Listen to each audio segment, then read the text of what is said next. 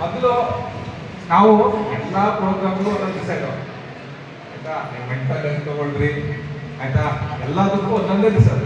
ಆದರೆ ಈ blood donation ಮಾತ್ರ 2 ದಿನ. ಒಂದು ಜುಲೈ 14ನೇ ತಾರೀಕು ವಿಶ್ವ ರಕ್ತದಾನಿಗಳ ದಿನವನ್ನ ಪ್ರಪಂಚದಾದ್ಯಂತ ಆಚರಣೆ ಮಾಡ್ತೀವಿ. ಅವತ್ತು ಯಾಕಪ್ಪ ಅಂದರೆ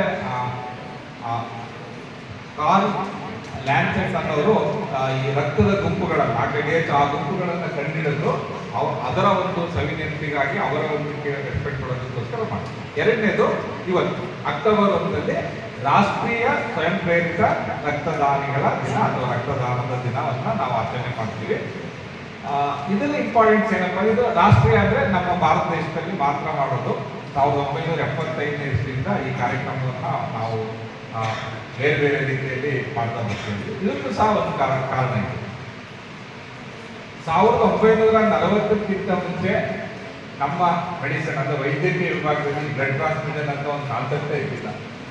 ಇವತ್ತು ಈ ಬ್ಲಡ್ ಟ್ರಾನ್ಸ್ಮಿಷನ್ ಇಲ್ಲ ಅಂದರೆ ನಾವು ಮೆಡಿಕಲ್ ಫೀಲ್ಡೇ ಇಲ್ಲ ಅನ್ನೋ ಲೆಕ್ಕಕ್ಕೆ ಬಂದು ನಿಂತಿದೆ. ಸಪ್ರೇಟ್ ಒಂದು ಪೋಸ್ಟ್ ಗ್ರಾಜುಯೇಷನ್ ಡಿಗ್ರಿ ಕೋರ್ಸ್ ಇದೆ, ಟ್ರಾನ್ಸ್ಮಿಷನ್ ಮೆಡಿಸಿನ್ ಅಂತಲೇ ಒಂದು ಸಪ್ರೇಟ್ ಕೋರ್ಸ್. ಅಷ್ಟು ಈ ಒಂದು ಕಳೆದ ಒಂದು 60-70 ವರ್ಷದಲ್ಲಿ ಈ ಒಂದು ಏನು ಸಬ್ಜೆಕ್ಟ್ ಇದೆ ಅದು ಡೆವಲಪ್ ಆಗಿದೆ. 40ಕ್ಕಿಂತ ಮುಂಚೆ ಟ್ರೈ ಮಾಡ್ತಾ ಇದ್ದೀವಿ ಆಯ್ತಾ, ಮನುಷ್ಯನಿಗೆ ಯಾವುದೋ ಪ್ರಾಣಿಗಳ ರಕ್ತ ಹಾಕೋದು ಆಯ್ತಾ, ಬೇರೆ ಬೇರೆ ರಕ್ತ ಹಾಕೋದು ಯಾರೂ ಸಕ್ಸಸ್ ಆಗ್ತಿರ್ಲಿಲ್ಲ.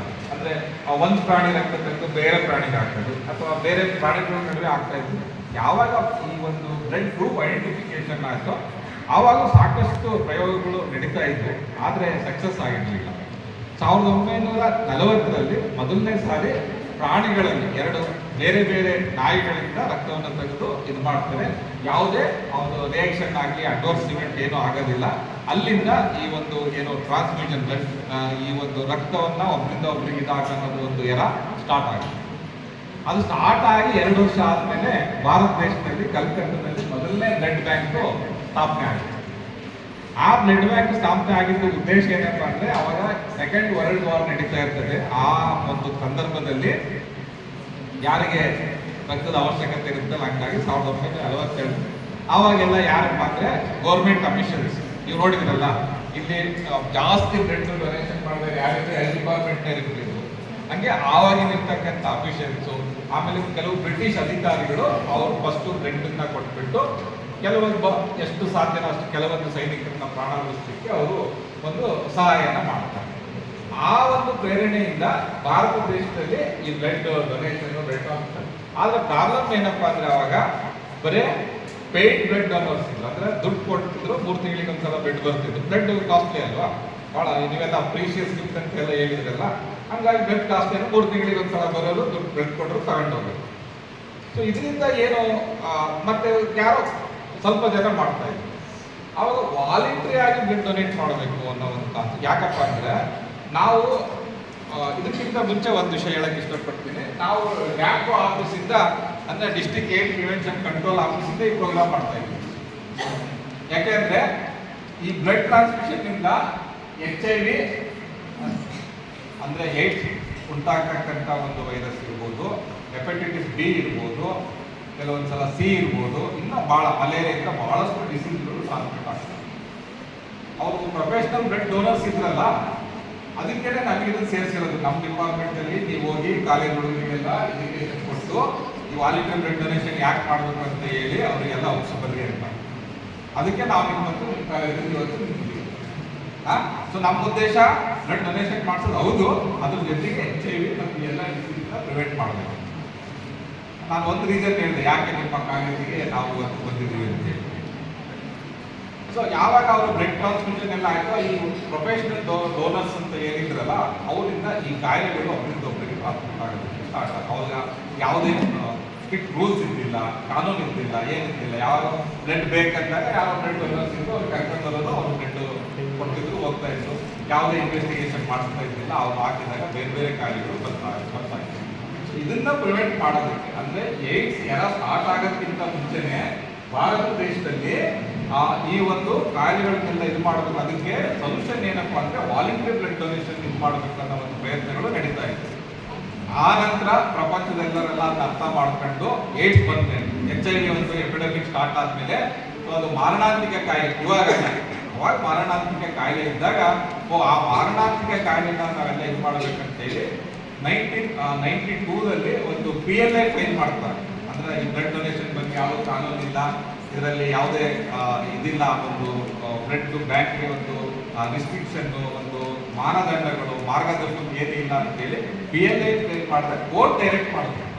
ಅಂದ್ರೆ ಇನ್ಮೇಲಿಂದ ನೀವು ಈ ಬ್ಲಡ್ ಡೊನೇಷನ್ ಐತಲ್ಲ ಅದನ್ನೆಲ್ಲ ಬಹಳ ಲೀಗಲೈಸ್ ಮಾಡಿ ಒಬ್ಬರಿಂದ ಒಬ್ಬರಿಗೆ ಈ ಬ್ಲಡ್ ಎಲ್ಲ ಟ್ರಾನ್ಸ್ಮಿಟ್ ಆಗೋದನ್ನ ನೀವು ತಡಿಬೇಕು, ಹಂಗಾಗಿ ಇದು ಮಾಡ್ಬೇಕಂತೇಳಿ 2002ರಲ್ಲಿ ಏನೋ ಒಂದು ಪಾಲಿಸಿನ ಗೌರ್ಮೆಂಟ್ ಆಫ್ ಇಂಡಿಯಾದಲ್ಲಿ ಅಕ್ಸೆಪ್ಟ್ ಮಾಡ್ತಾರೆ. ಸೊ ಒಂದು ಇದೆಲ್ಲ ಇವತ್ತೇ ನೀವು ಹೇಳ್ದಂಗೆ ಬ್ಲಡ್ ದುಡ್ಡು ಕೊಡ್ತೀವಿ ಅಂದ್ರೆ ಬ್ಲಡ್ ಸಿಗಲ್ಲ ಮಾರ್ಕೆಟಲ್ಲಿ, ಹಾಗೆಲ್ಲ ಹೋಗಂದ್ರಿ ಎಲ್ಲರೂ ದುಡ್ಡು ಕೊಟ್ಟು ಬ್ಲಡ್ ತಗೊಳಕ್ಕಾಗಲ್ಲ. ಸೊ ಇಂಡಿಯಾದಲ್ಲಿ ಬ್ಯಾನ್ ಇದೆ, ಬ್ಲಡ್ನ ಯಾರು ಮಾರಂಗಿಲ್ಲ, ಯಾರು ತಗೊಳಕ್ಕೂ ಇಲ್ಲ. ಅದನ್ನ ನಾವು ದಾನವಾಗಿಯೇ ಪಡಿಬೇಕು. ಅದಕ್ಕೆ ರಕ್ತದಾನ ಶ್ರೇಷ್ಠದಾನ. ದುಡ್ಡು ಕೊಟ್ಟು ತಗೊಳೋದಾಗಿದ್ರೆ ಎಲ್ಲ ದುಡ್ಡಿದ್ದಲ್ಲಿ ತಗೊಂಡ್ಬಿಟ್ಟಿದ್ರು, ಬಡವರು ಸಿಕ್ಕಿದ್ದಿಲ್ಲ. ಮತ್ತೆ ದುಡ್ಡಿಗೋಸ್ಕರ ಯಾರು ಬೇಕಾದ್ರೂ ಬ್ಲಡ್ ಡೊನೇಟ್ ಮಾಡ್ತಾ ಇದ್ರು. ಅದ್ರಾಗೆ ಕೆಲವು ಡಿಸೀಸ್ ಹುಚ್ಚೆಟ್ಟೆ, ಒಂದು ತಗೊಂಡ್ರೆ ಒಂದು ಫ್ರೀ ಅಂತೇಳಿ ಬಂದ್ಬಿಡ್ತಾರೆ. ಇದನ್ನೆಲ್ಲ ಅವ್ರು ಕಂಟ್ರೋಲ್ ಮಾಡೋದಕ್ಕೆ ಒಂದು ಪಾಲಿಸಿನ ಮಾಡಿದ್ರು. ಗೌರ್ಮೆಂಟ್ ಆಫ್ ಇಂಡಿಯಾ ಅದನ್ನ ಅಕ್ಸೆಪ್ಟ್ ಮಾಡ್ಕೊಂಡಾಗ ಈ ಬ್ಲಡ್ ಬ್ಯಾಂಕ್ ಇಂದ ಸ್ಟಾರ್ಟ್ ಮಾಡೋದಕ್ಕೆ, ಬ್ಲಡ್ ಡೊನೇಟ್ ಮಾಡೋದಕ್ಕೆಲ್ಲ ಈ ಸ್ಟ್ರಿಕ್ಟ್ ರೂಲ್ಸ್ಗಳು ಸ್ಟಾರ್ಟ್ ಆಗುತ್ತೆ. ಸೊ ಈಗಲೂ ನೀವು ಕೇಳ್ಬೋದು ನನಗೆ, ಸರ್ ಅಲ್ಲೋದ್ರೆ ದುಡ್ಡು ಇಸ್ಕೊಂತಾರೆ ಬ್ಲಡ್ ಬ್ಯಾಂಕಲ್ಲೇ ಅಂತ. ನಿಜ ಇಸ್ಕೊಂತಾರೆ. ಯಾವ್ದಕ್ಕೆ ಇಸ್ಕೊಂತಾರೆ ಪ್ರೈವೇಟ್ ಅಲ್ಲಿ ಅಂದ್ರೆ ಆ ಬ್ಲಡ್ ಸ್ಕ್ರೀನಿಂಗ್ ಮಾಡೋದಕ್ಕೆ ಒಂದಿಷ್ಟು ಚಾರ್ಜಸ್ ಬೇಕು. ಅಂದ್ರೆ HIV, ಹೆಪಟೈಟಿಸ್ B, ಸಿಫಿಲಿಸು, ಮಲೇರಿಯಾ ಈ ಒಂದು ಕಾಯಿಲೆಗಳನ್ನ ಬಹಳ ಹೈ ಸ್ಟ್ಯಾಂಡರ್ಡ್ ಟೆಸ್ಟ್ ಯೂಸ್ ಮಾಡಿ ಡಿಟೆಕ್ಟ್ ಮಾಡಕ್ಕೆ ಒಂದಿಷ್ಟು ದುಡ್ಡು ಖರ್ಚಾಗುತ್ತೆ. ಅದನ್ನ ಮಾತ್ರ ತಗೊಂತಾರೆ. ಸೊ ವಾಲಂಟರಿ ಆಗಿ ಕೊಟ್ಟಿರೋದು ಬ್ಲಡ್ ಯಾವ ಕಾರಣಕ್ಕೂ ಅದನ್ನ ದುಡ್ಡಿಗೆ ಮಾರ್ಕೆಟ್ಲಿಕ್ಕೆ ಬರುತ್ತೆ. ಅದನ್ನೆಲ್ಲ ಅವರು ಸಹ ಎಷ್ಟು ಖರ್ಚಾಗುತ್ತೆ ಅಷ್ಟನ್ನೇ ತಗೋಬೇಕು ಅಂತ ಸರ್ಕಾರದ ಒಂದು ಆದೇಶ ಇದೆ. ಬ್ಲಡ್ ಬ್ಯಾಂಕ್ ಅಲ್ಲಿ ಅದನ್ನ ರೇಟ್ ಹಾಕಿರ್ತಾರೆ, ಅಷ್ಟು ದುಡ್ಡನ್ನ ತಗೋಬಹುದು. ಗೌರ್ಮೆಂಟ್ ಹಾಸ್ಪಿಟಲ್ ನಾವು ಎಲ್ಲರಿಗೂ ಫ್ರೀ ಕೊಡಲ್ಲ, ಸ್ವಲ್ಪ APL ಕಾರ್ಡ್ ಇದ್ದವರಿಗೆ ಒಂದು ಮಿನಿಮಮ್ ಚಾರ್ಜ್ ತಗೊಂಡೇ ಕೊಡ್ತೀವಿ. ಯಾಕಂದ್ರೆ ಸ್ಕ್ರೀನಿಂಗ್ ಇದೆಯಲ್ಲ ಅದು ಕಾಸ್ಟ್ ತುಂಬಾ ಜಾಸ್ತಿ ಆಗಿದೆ. ಸೊ ಅವನ್ನೆಲ್ಲ ಫ್ರೀ. ಹಾಗಾಗಿ ಬ್ಲಡ್ ಸೇಫ್ಟಿ ಇದೆ. ಈಗ ನಾವು HIV ಬರೋದನ್ನ ಸಾಕಷ್ಟು ಪ್ರಮಾಣದಲ್ಲಿ ಬ್ಲಡ್ ಡೊನೇಷನ್ ಇಂದ ಏನು ಬರ್ತಿರ್ತೀರೋ ಅದನ್ನ ನಾವು ತಡೆದ್ವಿ.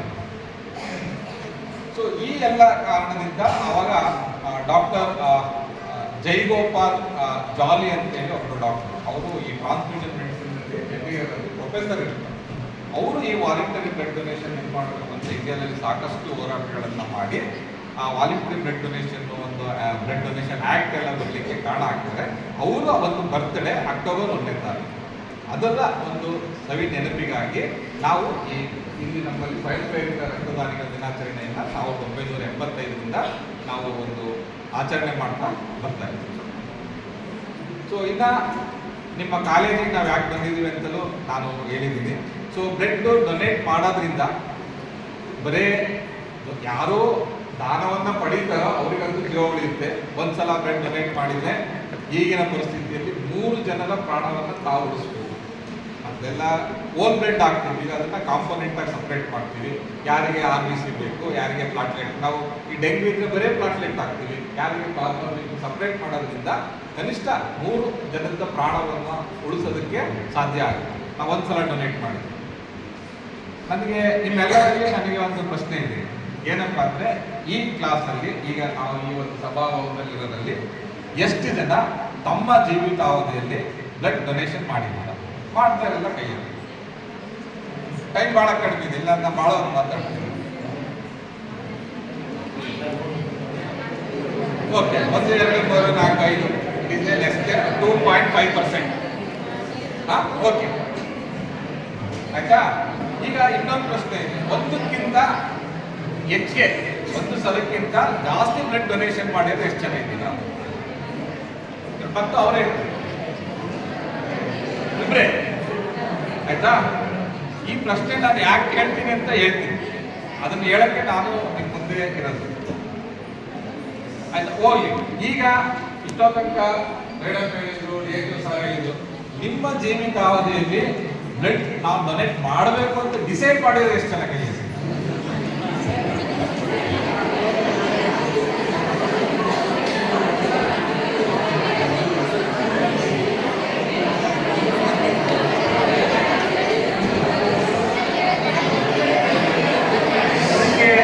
ಯಾವುದೇ ಸಂಕೋಚ, ಭಯ ಯಾವುದು ಬೇಡ.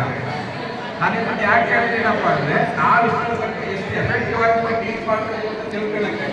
ಸೊ ನಾನು ಎಫೆಕ್ಟಿವ್ ಆಗಿ ಟೀಚ್ ಮಾಡ್ತಾ ಇಲ್ಲ. So I can continue. ನಾನಿಂದ ಯಾಕಂದರೆ ಒಂದು 25% ಜನ ಈ ಕ್ಲಾಸಲ್ಲಿ ಇರಲು ಇವತ್ತಿಗೂ ಸಹ ನಾನು ಲೈಫಲ್ಲಿ ಒಂದ್ಸಲ ನಾನು ಡೊನೇಟ್ ಮಾಡಬೇಕಂತ ಡಿಸೈಡ್ ಮಾಡಿಲ್ಲ. ಆಗಲೇ ಹೇಳಿದ್ರು 1% ಅಷ್ಟು ಜನ ಬ್ಲಡ್ ಡೊನೇಷನ್ ಮಾಡಿದರೆ ಮಾತ್ರ ನಮ್ಮ ಏನು ವೈದ್ಯಕೀಯ ಉಪಯೋಗ ಬೇಕಾಗಿರುವಷ್ಟು ಬ್ಲಡ್ ಬೇಕು. ಒಂದು ಎಸ್ಟಿಮೇಷನ್ ಪ್ರಕಾರ ಪ್ರತಿ ವರ್ಷ ನಮ್ಮಲ್ಲಿ 18.11 ಲಕ್ಷ ಜನಸಂಖ್ಯೆ ಇದೆ. ನಮಗೆ ಕನಿಷ್ಠ 18,011 ಯೂನಿಟ್ ನಮಗೆ ಬ್ಲಡ್ ಬೇಕಾಗುತ್ತೆ ಪ್ರತಿ ವರ್ಷಕ್ಕೆ. ಬೇಕು ಎಸ್ಟಿಮೇಷನ್ ಅಂದ್ರೆ ಆಕ್ಸಿಡೆಂಟ್ ಇರ್ಬೋದು, ಡಿಲಿವರಿ ಮಾಡೋ ಟೈಮಲ್ಲಿ ಮೇಜರ್ ನಮ್ದು ಡಿಲಿವರಿ ಮಾಡ್ಬೇಕಾದ್ರೆ ತಾಯಂದ್ರಿಗೆ ಬ್ಲಡ್ ಕೊಡೋದು, ಅದ್ರ ನಂತರ ಬರೋದು ಆಕ್ಸಿಡೆಂಟು. ಕೆಲವೊಂದ್ಸಲ ಕ್ರಾನಿಕ್ ಡಿಸೀಸಸ್ ಇದ್ದಾವೆ, ಕ್ಯಾನ್ಸರ್ ಇರೋರಿಗೆ, ಕೆಲವರಿಗೆ ಹಿಮೋಫಿಲಿಯಾ, ಥಲಸೆಮಿಯಾ, ಇಂಥ ಕಾಯಿಲೆ ಇರೋರಿಗೆ ಲೈಫ್ ಲಾಂಗ್ ಒಂದು ತಿಂಗಳಿಗೆ ಅಂತ ಇಂಟರ್ವೆಲ್ ಅಲ್ಲಿ ಬ್ಲಡ್ ಅವ್ರಿಗೆ ಟ್ರೀಟ್ಮೆಂಟ್ ಅದು. ಆ ಬ್ಲಡ್ ಕೊಟ್ಟರೆ ಬದುಕ್ತಾರೆ, ಇಲ್ಲ ಅಂದ್ರೆ ಬದುಕಲ್ಲ.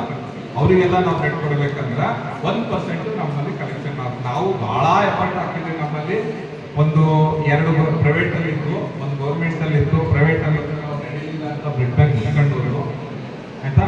ಇನ್ನು 2 ಬ್ಲಡ್ ಬ್ಯಾಂಕ್ ಇದೆ. ನಾವು ಕಷ್ಟಪಟ್ಟು ಒಂದು 10,000 ಕಲೆಕ್ಟ್ ಮಾಡ್ತೀವಿ.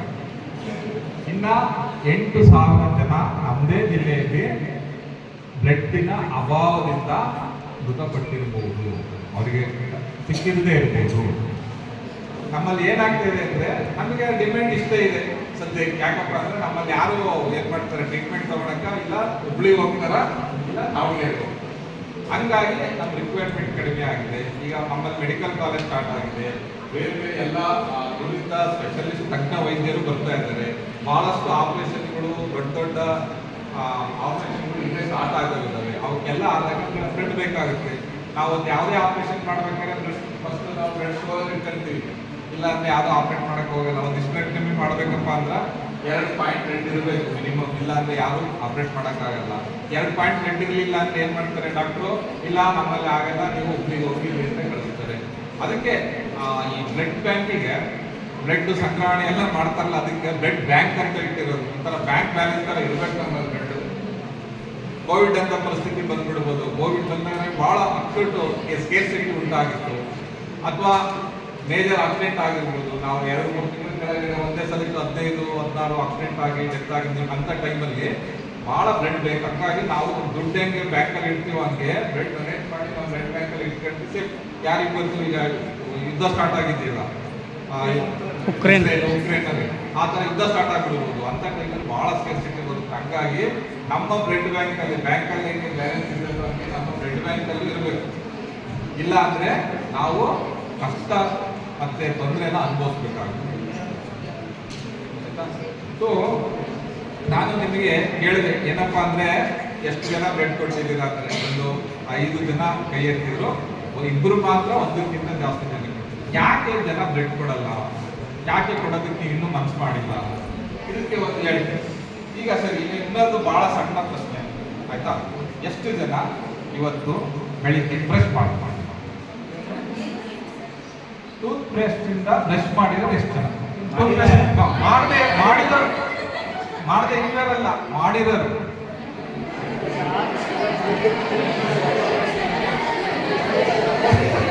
ಅಲ್ಲ, ಇದಕ್ಕೆ ನನ್ನ ಎಕ್ಸ್ಪೆಕ್ಟೇಷನ್ ಪ್ರಕಾರ ಎಲ್ಲರೂ ಕೈ ಎತ್ತಬೇಕಿತ್ತು, ಆದ್ರೂ ಕೈ ಎತ್ತಿಲ್ಲ ಈ ಕಡೆ ಸೈಡಿಂದ. ಯಾರು ಬ್ರಷ್ ಮಾಡಿಲ್ಲ? ಮಾಡಿದ್ದೀರ? ಮತ್ತೆ ಯಾಕೆ ಕೈ ಎತ್ತ ಇಲ್ಲ? ಎತ್ತಬೇಕಪ್ಪ ಜೋರಾಗೆ. ಬ್ರಷ್ ಮಾಡಿದ್ರು ಸರಿ, ಯಾಕೆ ಬ್ರಷ್ ಮಾಡಿದ್ರಿ? ನೀರಿರಬೇಕು. ಯಾಕೆ ನೀರಿರಬೇಕು? ಆರೋಗ್ಯ ಚೆನ್ನಾಗಿರ್ಬೇಕು, ಅದಕ್ಕೆ ಬ್ರಷ್ ಮಾಡಿ. ಹೌದಾ? ಎಲ್ಲರೂ ಬ್ರಷ್ ಮಾಡಿದ್ದಾರೆ. ಕೈ ಎತ್ತಕ್ಕೆ ಮುದುಗರಾದ್ರೂ ಬ್ರಷ್ ಮಾಡಿದ್ದಾರೆ. ಯಾಕಂದ್ರೆ ಎಲ್ಲರೂ ಬ್ರಷ್ ಮಾಡ್ತಾರೆ. ಇನ್ನೊಂದು ಪ್ರಶ್ನೆ, ಎಷ್ಟು ಜನ ಇವತ್ತು ನೀವು ರುಟೀನ್ ಎಕ್ಸರ್ಸೈಸ್ ಮಾಡಿದ್ದೀರಾ? ಹೌದಾ? ಎಕ್ಸರ್ಸೈಸ್ ಇಂಪಾರ್ಟೆಂಟ್ ಅಲ್ವಾ ಆರೋಗ್ಯಕ್ಕೆ? ಎಷ್ಟು ಜನ ಮಾಡಿದ್ದೀರಾ? ಒಬ್ಬರೇ. ಈಗ ಪ್ರಶ್ನೆ ಏನಪ್ಪಾ ಅಂದ್ರೆ, ಯಾಕೆ ಎಲ್ಲರೂ ಬ್ರಷ್ ಮಾಡ್ತಾ ಇದ್ದಾರೆ? ಕೆಲವರು ಮಾತ್ರ ಎಕ್ಸರ್ಸೈಸ್ ಮಾಡ್ತಾರೆ. ಎಲ್ಲರೂ ಯಾಕೆ ರೆಸ್ಟ್ ಮಾಡ್ತಿದ್ದಾರೆ? ನಮಗೆ ಎಲ್ಲರಿಗೂ ಆರೋಗ್ಯ ಬೇಕು, ಎಕ್ಸರ್ಸೈಸ್ ಆರೋಗ್ಯ ನಮಗೆ ಗೊತ್ತು, ಆದರೂ ಮಾಡ್ತಾ ಇಲ್ಲ. ಯಾಕೆ ಹೇಳಿ? ಇಲ್ಲ ಮೇಡಮ್, ಟೈಮ್ ಸಿಗ್ಬೇಕಿಲ್ಲ. ಟೈಮ್ ಎಲ್ಲರಿಗೂ ಇದೆ, ಎಕ್ಸಸ್ ಇದೆ. ಮೊಬೈಲ್ ತಿಕ್ಕಿ ತಿಕ್ಕಿ ಕೈ ಸೌದೋಗಿದ್ದಾರೆ ಅಂತ. ಟೈಮ್ ಇಲ್ಲದೆ ಇರೋರು ಯಾರು ಇಲ್ಲ. ಯಾಕಂದ್ರೆ ಆ ಮೊಬೈಲ್ ತಿಕ್ಕದು ನಮಗೆ ಅಭ್ಯಾಸ ಆಗಿದೆ, ಬ್ರಷ್ ಮಾಡೋದು ಅಭ್ಯಾಸ ಆಗಿದೆ, ಹ್ಯಾಬಿಟ್. ಆದ್ರೆ ಎಕ್ಸರ್ಸೈಸ್ ಹ್ಯಾಬಿಟ್ ಮಾಡ್ಕೊಳ್ಳಿ ನಮ್ಗೆ ಆಗ್ತಾ ಇಲ್ಲ. ಮಾಡ್ಬೇಕು ಅಂತ ಅನ್ಸುತ್ತೆ, ನಾಳೆ ಮಕ್ಕಳಿಗೆ ಇನ್ನೊಂದು ದಿವಸ ನನಗೆ ಆಗಲ್ಲ, ಇನ್ನೊಂದು ದಿವಸ ಮೇಡಮ್ ಹೇಳಿದಂಗೆ ಟೈಮ್ ಇರಲ್ಲ. ಇದಿಲ್ಲ, ಬ್ರಷ್ ಮಾಡೋಕ್ಕೆ ಟೈಮ್ ಬೇಕಲ್ವಾ? ಮಿನಿಮಮ್ 2 ನಿಮಿಷ ಬೇಕೇ ಬೇಕು. ಆ 2 ನಿಮಿಷ ಅಡ್ಜಸ್ಟ್ ಮಾಡ್ತೀವಿ. ಯಾಕಂದ್ರೆ ಅದನ್ನ ನಮ್ಮ ಹ್ಯಾಬಿಟ್ ಹಾಕೊಂಡ್ಬಿಟ್ಟಿದ್ದೀವಿ. ಅಭ್ಯಾಸ ಅಷ್ಟೇ. ಒಂದ್ಸಲ ಕಲಿತ್ರೆ ಬಿಡಕ್ಕಾಗಲ್ಲ. ಬ್ಲಡ್ ಡೊನೇಟ್ ಮಾಡೋದು ಒಂದು ಅಭ್ಯಾಸ. ಯಾರು ಬ್ಲಡ್ ಡೊನೇಟ್ ಮಾಡ್ತಾರೋ ಅವ್ರಿಗೆ ಬಿಡಕ್ಕಾಗಲ್ಲ. ಅದಕ್ಕೆ ಅವರು 29 ಸಲ ಮಾಡಿದ್ದಾರೆ, 100 ಸಲ ಮಾಡಿದ್ದಾರೆ, ಮೇಡಮ್ 7 ಸಲ ಮಾಡಿದ್ದಾರೆ. ಅದನ್ನ ಹ್ಯಾಬಿಟ್ ಆಗಿ ಕನ್ವರ್ಟ್ ಮಾಡ್ತಾ ಇಲ್ಲ. ಯಾವಾಗ ನಾವು ಯಾವುದೇ ಒಂದು ಓದೋದಿರ್ಬೋದು, ಏನೇ ಇರ್ಬೋದು, ಅದನ್ನ ಅಭ್ಯಾಸವಾಗಿ ನಾವು ನಮ್ಮಲ್ಲಿ ಅಳವಡಿಸ್ಕೊಂಡ್ರೆ ಅದು ಈಸಿ ಆಗುತ್ತೆ. ಆವಾಗ ನಾನು ಕೇಳಿದ್ರೆ ಇರೋರು ಎಲ್ಲರೂ ಕೈಗಳು ಮೇಲೆ ಬರುತ್ತೆ. ಇಲ್ಲ ಅಂದ್ರೆ ಸೊ ಯಾಕೆ ಬ್ಲಡ್ ಡೊನೇಷನ್ ಮಾಡಿದ್ರೆ ಯೂಸೇ ನಮಗೆ ಅನಾನುಕೂಲ ಏನಿಲ್ಲ ಮೊದಲನೇದು. ಆಮೇಲೆ ಉಪಯೋಗ ಭಾಳ ಇದ್ದಾವೆ. ಫ್ರೀ ಆಫ್ ನಮ್ದು ಎಲ್ಲ ಚೆಕಪ್ ಆಗುತ್ತೆ. ಬ್ಲಡ್ ಬ್ಯಾಂಕ್ಗೆ ನಾವು ಬ್ಲಡ್ ಕೊಟ್ಟ ತಕ್ಷಣ ನನ್ನ ಎಲ್ಲ ಇನ್ವೆಸ್ಟಿಗೇಷನ್ ಫ್ರೀಯಾಗಿ ಮಾಡ್ತಾರೆ. ಅದನ್ನೇ ನಾನೇ ದುಡ್ಡು ಕೊಟ್ಟು ಮಾಡಿಸ್ಬೇಕಪ್ಪ ಅಂದ್ರೆ 3,000 ಕೊಡ್ಬೇಕು. ನನ್ನ ವಯಸ್ಸಿನಾಗ ಇರೋದು ವರ್ಷಕ್ಕೊಂದ್ಸಲ ನಾನು ಅವೆಲ್ಲ ಟೆಸ್ಟ್ ಮಾಡಿಸ್ಬೇಕು. ಅದ್ರ ಬಗ್ಗೆ ನಾನು ವರ್ಷಕ್ಕೊಂದ್ಸಲ ಬ್ಲಡ್ ಕೊಟ್ಬಿಟ್ರೆ ನನ್ನ ಎಲ್ಲ ಇನ್ವೆಸ್ಟಿಗೇಷನ್ 90% ಫ್ರೀ ಆಫ್ ಕಾಸ್ಟ್ ಆಗುತ್ತೆ. ಜೊತೆಗೆ ನನಗೆ ಈ ವಯಸ್ಸಿಗೆ 40 ಅಲ್ಲ ಆದ ತಕ್ಷಣ ಈ ಕಾರ್ಡಿಯಕ್ ಡಿಸೀಸ್ ಭಾಳ ಚಿಂತೆ. Cardiac disease scientifically it is proved ಭಾಳ ಡ್ರಾಸ್ಟಿಕ್ ಆಗಿ ರಿಡ್ಯೂಸ್ ಆಗುತ್ತೆ. ನಮಗೆ ಹಾರ್ಟ್ ಅಟ್ಯಾಕ್ ಆಗೋದು, BP ಬರೋದು ಇವೆಲ್ಲ ಕಡಿಮೆ ಆಗುತ್ತೆ. ಅದಕ್ಕೆಲ್ಲ ಸೈಂಟಿಫಿಕ್ ರೀಸನ್ ಇದೆ. ನಮ್ಮಲ್ಲಿ ಇರ್ತಕ್ಕಂಥ ಇನ್ನೊಂದು ಏನು ಸ್ಟೋರ್ ಇರುತ್ತಲ್ಲ ಅದು ಕಡಿಮೆ ಆಗುತ್ತೆ. ಜಾಸ್ತಿ ಆದರೆ ಇವೆಲ್ಲ ಕಾರ್ಯಗಳು ಬರ್ಬೋದು. ಕೊಲೆಸ್ಟ್ರಾಲ್ ಕಡಿಮೆ ಆಗುತ್ತೆ. ಇವೆಲ್ಲ ಏನು ರಕ್ತ ಹೃದಯ ಸಂಬಂಧಿ ಕಾಯಿಲೆಗಳು ಏನು ಬರುತ್ತಲ್ಲ ಇವೆಲ್ಲ ಕಡಿಮೆ ಆಗುತ್ತೆ. ಇಷ್ಟೆಲ್ಲ ಬೆನಿಫಿಟ್ ಇದೆ, ಇಷ್ಟೆಲ್ಲ ಎಲ್ಲ ಬೆನಿಫಿಟ್ ಇದಾವೆ. ಆದರೆ ನಾವು ಇದನ್ನ ನಮ್ಮ ಆಗಿ ಕನ್ವರ್ಟ್ ಮಾಡ್ತಾ ಇಲ್ಲ. ಕೆಲವರು ಆಗಿ ಕನ್ವರ್ಟ್ ಮಾಡ್ತಾರೆ. ಸೊ ನಾನೊಂದು 6 ಸಲ ಬ್ಲಡ್ ಕೊಟ್ಟೆ. 6 ಸಲ ಬ್ಲಡ್ ಕೊಟ್ಟಾಗ 6ನೇ ಸಲ ಬ್ಲಡ್ ಕೊಟ್ಟಾಗ ನನಗೆ 33 ವರ್ಷ. ಆ ನಂತರ ಏನಾಗ್ಬಿಟ್ಟು ಸ್ವಲ್ಪ ಡಯಾಬಿಟಿಕ್ ಎಲ್ಲ ಆದ್ಮೇಲೆ ಸ್ವಲ್ಪ ಬ್ಲಡ್ ಬ್ಯಾಂಕ್ ಮಾಡ್ತಾರೆ, ತಗೊಳಕ್ಕೆಲ್ಲ ಮೆಡಿಕೇಶನ್ ಎಲ್ಲ ತಗೊಂಡಾರ ಇಲ್ಲ ಅಂತ. ಹಂಗಾಗಿ ಇತ್ತೀಚೆಗೆ ನಾನು ಅಷ್ಟು ಬ್ಲಡ್ ಡೊನೇಟ್ ಮಾಡಿಲ್ಲ. ನಾನು ಮೊದಲನೇ ಸಲ ಬ್ಲಡ್ ಕೊಟ್ಟಾಗ ನಾನು ಯಾರಿಗೆ ಕೊಟ್ಟಿದ್ದೆ ಅಂತ ನನಗೆ ಗೊತ್ತಿಲ್ಲ. ನಾನು ಆವಾಗ 2ನೇ MBBS ಓದಬೇಕಾದ್ರೆ ಏನೋ ಒಂದು ಎಮರ್ಜೆನ್ಸಿ ಬಂದು ಅವ್ರಿಗೆ ಯಾರು ರಿಲೇಷನ್ ಯಾರು ಇಲ್ಲ ಅಂತೇಳಿ ಫ್ರೆಂಡ್ಸ್ ಎಲ್ಲ ಕರ್ಕೊಂಡು ಹೋಗಿ ಒತ್ತಾಯ ಮಾಡಿ ಕರ್ಕೊಂಡು ಹೋಗಿ ಆಯ್ತಾ. ಅಲ್ಲಿ ಹೋದ್ಮೇಲೂ ಸಹ ನಾನೀಗ ಇಲ್ಲಿ ಗುಂಡ್ಕೊಳ್ಳಿ ಅಂತ ಇದ್ದಾರೆ, ಅವರು ಬ್ಲಡ್ ಬ್ಯಾಂಕ್ ಸೆಕ್ರೆಟರಿ ಆಗಿದ್ರು, ಬ್ಯಾಡಿಗೆಯಲ್ಲಿ ಇದ್ದಾರೆ. ಎಲ್ಲ ಕರ್ಕೊಂಡು ಹೋದಾಗ ಸಹ ಅವ್ರು ಎಲ್ಲರಿಗೂ ತಪ್ಪಿಸಿ ನಾನು ವಾಪಸ್ ಹೋಗಿಬಿಟ್ಟಿದ್ದೆ. ಯಾಕಂದ್ರೆ ನನಗೆ ಭಯ ಇತ್ತು. ಅವಾಗ ನನಗಿನ್ನೂ ಅದ್ರ ಬಗ್ಗೆ ಗೊತ್ತಿದ್ದಿಲ್ಲ. ಸೊ ಆಮೇಲೆ ಅವಳು ಸಾಯ್ತಾಳೆ ಅಂದರೆ ಮತ್ತೆ ಒತ್ತಾಯ ಮಾಡಿ ಕರ್ಕೊಂಡು ಹೋಗಿ ಫಸ್ಟ್ ಟೈಮ್ ಬ್ಲಡ್ ಕೊಡ್ಬೇಕಾದ್ರೆ ಭಾಳ ಹೆದರಿಕೆ ಇತ್ತು. ಏನಾಗುತ್ತೆ ಬ್ಲಡ್ ಕೊಟ್ಟ ತಕ್ಷಣ ಗೊತ್ತಾಗಿದ್ದು ಏನಪ್ಪ ಅಂದ್ರೆ ಏನೂ ಆಗಲ್ಲ, ಭಾಳ ಆಗೋಗ್ತೀವಿ. ಸೊ ಆವಾಗಿಂದ ಬ್ಲಡ್ ಕೊಡೋದಕ್ಕೆ ಹಂಗೆ ಮೊದಲನೇ ಸಲ ಬ್ಲಡ್ ಕೊಟ್ಟರೆ ಆಮೇಲಿಂದ ನಾವು ಯಾರು ಬಂದು ನಿಮ್ಗೆ ಹೇಳ್ಬೇಕಾಗಿಲ್ಲ, ನೀವೆಲ್ಲ ಬ್ಲಡ್ ಕೊಡೋದಕ್ಕೆ ಇದಾಗ ಅಂದರೆ ನಿಮ್ಮದು ಅದನ್ನ ಹ್ಯಾಬಿಟ್ ಆಗಿ ಕನ್ವರ್ಟ್ ಆಗುತ್ತೆ. ಹಂಗೆ ಹ್ಯಾಬಿಟ್ ಆಗಿ ಕನ್ವರ್ಟ್ ಆಗಿಲ್ಲ ಅಂದರೆ ಮುಂದೆ ಬರ್ತಕ್ಕಂಥ ದಿನಗಳಲ್ಲಿ ಬ್ಲಡ್ಡಿನ ಅಭಾವ ಅಂದರೆ ರಕ್ತದ ಅಭಾವ ಜಾಸ್ತಿ ಆಗೋ ಸಾಧ್ಯತೆ ಭಾಳ ಇದೆ. ಸರಿ, ನಾನು ಮಾತು ಮುಗಿಸೋದಕ್ಕಿಂತ ಮುಂಚೆ ಮತ್ತೊಂದು ಸಲ ಪ್ರಶ್ನೆ, ಎಷ್ಟು ಜನ ನಿಮ್ಮ ಲೈಫ್ ಟೈಮಲ್ಲಿ ಬ್ಲಡ್ ಕೊಡ್ತೀವಿ?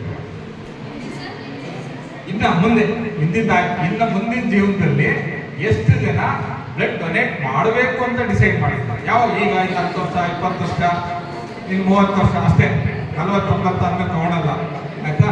ಆದರೂ ಕಡಿಮೆ ಮತ್ತೆ ಕಂಟಿನ್ಯೂ ಮಾಡಿ.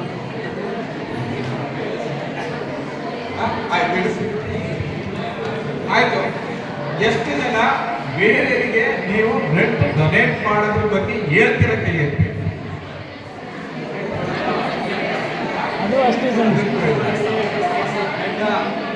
ಇವರೆಲ್ಲ ಮುಂದ್ಗಡೆ ಕುಂತಿರೋರೆಲ್ಲ ಅಂದ್ರೆ ಹಾವೇರಿ ಡಿಸ್ಟ್ರಿಕ್ಟ್ ಇರಲ್ಲ, ಮುಂದ್ಗಡೆ ಕುಂತಿರೋರೆಲ್ಲ ಹಾವೇರಿ